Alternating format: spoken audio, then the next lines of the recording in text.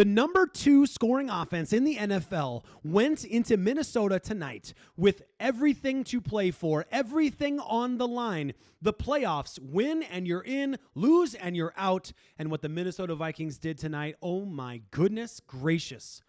What a game in so many ways. Let's get into the news that it is. Hit subscribe if you're looking for anything Minnesota Vikings based or NFC North on this channel. That's what the NFC North guys are going to be talking about, myself included. My word, let me know in the comments, how do you feel about the Minnesota Vikings defense today? We got things to talk about this offense, but we have to talk about the defense too. What are your takeaways from the game for the Minnesota Vikings? And of course, because of the situation you're in right now with the playoffs not being in the picture for you, really what I want to know, and we talked about this in the last video, it's all about building blocks. What do you build on going forward?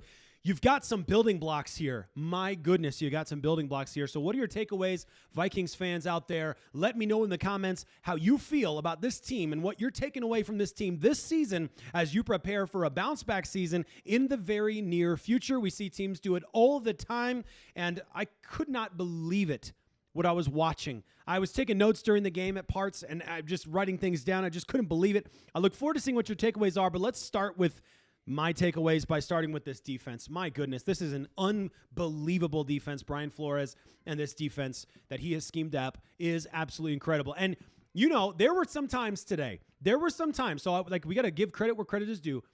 There were some times today where this defense and that really heavy blitz package can cause you some pain. There was a drive in there. I don't actually know off the top of my head. I took notes. Let me see if I can pull it up my notes real fast. There was a drive in there where the defense gives up. I think it was the 4th defensive drive in the first half, and you start off the drive. Van Ginkel gets a sack to open the drive. What is it? Then you get to the big 3rd down. They give up. The Vikings on this one drive give up a 3rd and 16, a 3rd and 9, and a 3rd and 15. Then they get to the goal line.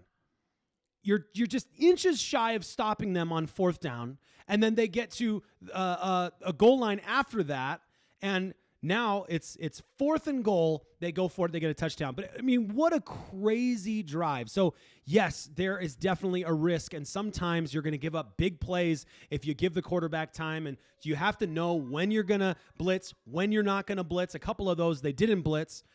So all of that being said, wow, I'm like trying to soak this all in right now. I'm sure you're trying to process this too, but the big narratives for me, this defense is so good. This is the type of defense that teams talk about years later. It's one of those, like, yes, I don't believe defense wins championships is like a golden rule that that you can't win without a great defense. I do believe you need a top 10 offense and a top 10 defense to be competitive in the Super Bowl. But my word, this Vikings defense makes you feel like anything's possible. I mean, just look at the box score. Look at the box score on this team. Brosmer has a total of 51 yards. A total of 51 yards. If you look at the passing offense as a whole, sacks included, you total 3 yards. 3. Like single digits. I don't know. Like kindergartners count 1, 2. My 3-year-old can count 1, 2, 3. That's how low the total offense passing game was for the Minnesota Vikings.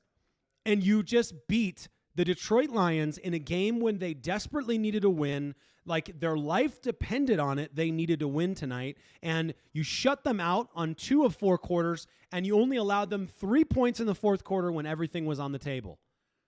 What an unbelievable defensive performance from the Minnesota Vikings. I genuinely am really looking forward to what you guys have to say in the comments on this. But I just this defense was crazy.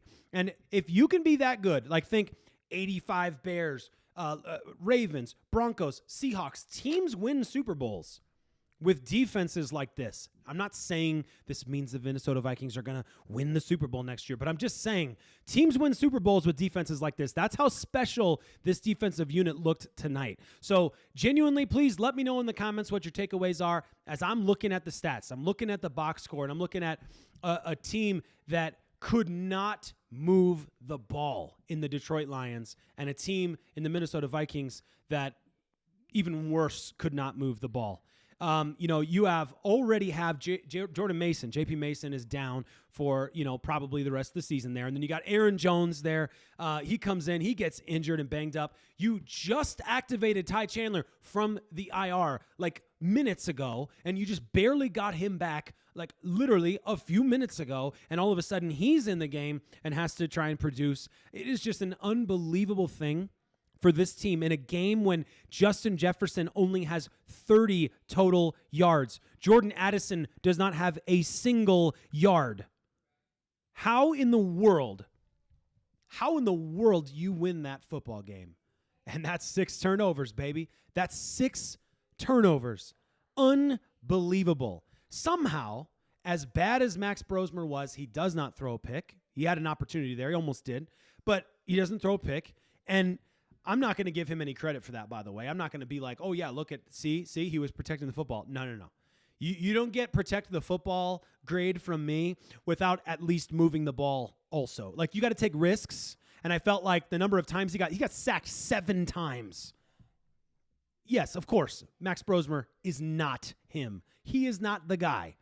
But can you take, with this defense and this nucleus that this team has produced, minus the quarterback, which is still a question mark, can you take J.J. McCarthy and bring in a Mac Jones, bring in a veteran backup who is a backup in this league, but better than a lot of starters in the league this season? Can you bring him in from San Francisco? Can you make a little tradesy? You guys know all about the trades. You had like no picks in the draft this year.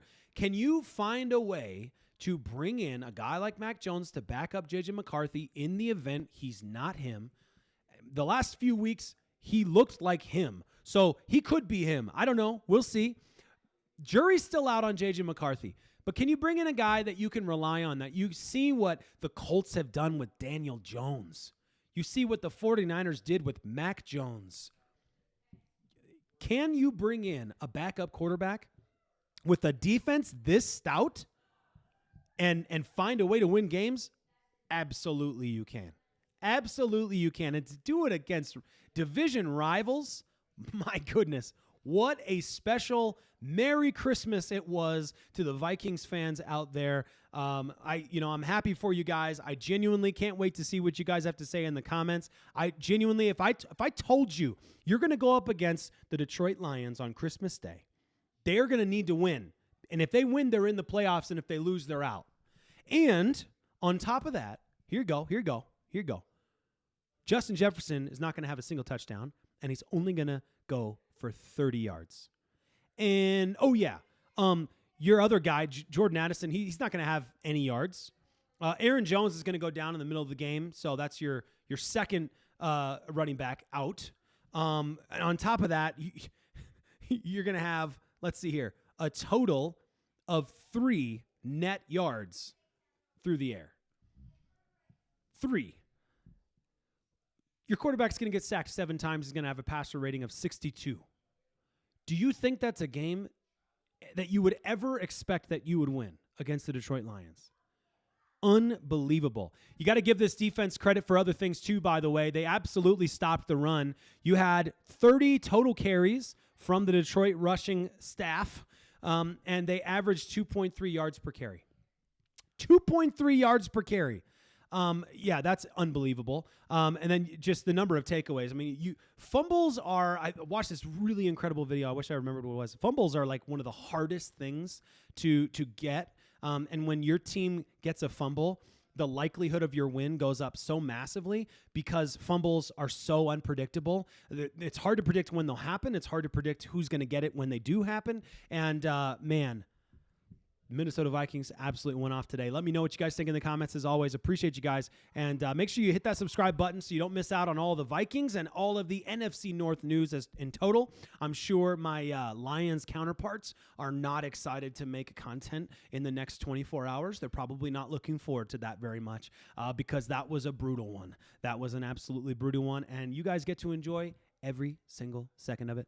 Congratulations, Vikings. Congratulations. What a win.